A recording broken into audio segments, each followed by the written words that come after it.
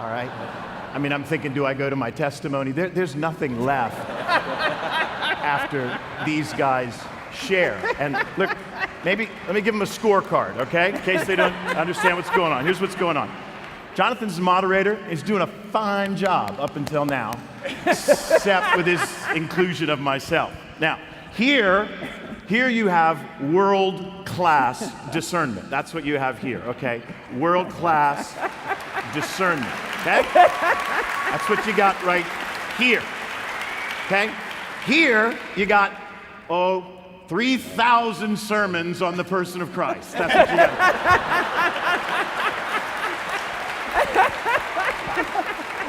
Which one do I choose, okay? Okay? I got three.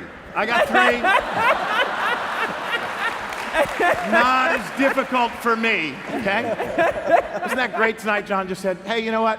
Let's just do a little Bible study together. Okay, John, let's do a little Bible study. That was a little Bible study, what he did tonight, okay? Okay. Listen, this is the smartest man I know. Okay, this is the smartest man I know. I think he's the smartest man on the planet. Okay? I do, okay? So, world class, okay? Now, these two, they're smart. These two are smart. They're doing well. That would be my evaluation, and they are smart. All four of these guys have letters after their name. My letters appear before my name, okay?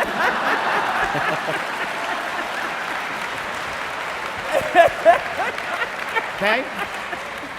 Now, I want you to be clear about something. I have a high school education, okay? Yeah.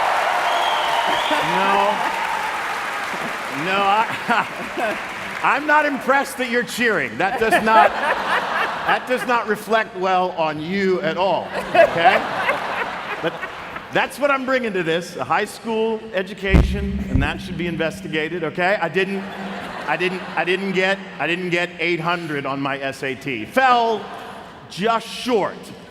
I think about 70 points short. Came in strong at about 730 something. And you get 400 for showing up and signing your name, okay? Okay, so that's the scorecard. But if I was to answer,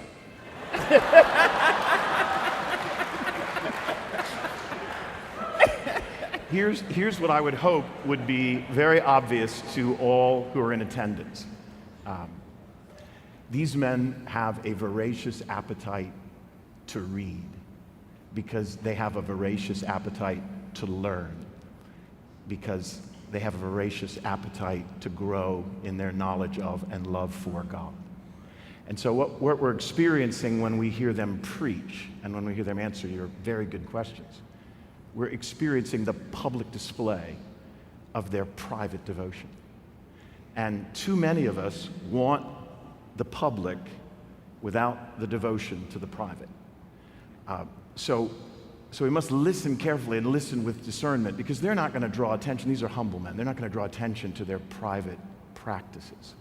But we're experiencing the fruit of their private practices, and too often there's just a lack of discernment. It's very evident in the world of sports, where you'll see somebody perform in a public way, but announcers without discernment don't draw your attention to all of the private practice outside of public sight and public applause that made that moment possible.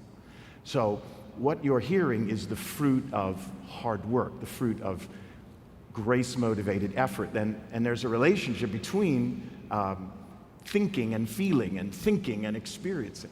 And that relationship needs to be brought to all of our attention, because we want to feel and we want to experience, but we don't want to think. But if you don't think deeply, you're not going to feel deeply. If you don't think deeply, you're not going to experience deeply. And obviously, your thinking needs to be theologically informed. So what I hope is transferred from listening to these men is an appetite in the soul of everyone present to read, which is a labor. It is work. It will not be immediately rewarded. It will be eventually rewarded. And when rewarded by the Spirit of God, that reward will be the sweetest of rewards and will provoke more study and deeper knowledge of God. So I hope we're all discerning their private practice so that we can have some of the experiences that they describe in public form. It's your call, and you're doing a great job. You really are. Yeah, I've really got this under control. What's that? I've really got this under control. You lost it for a second, but I'm giving it back to you.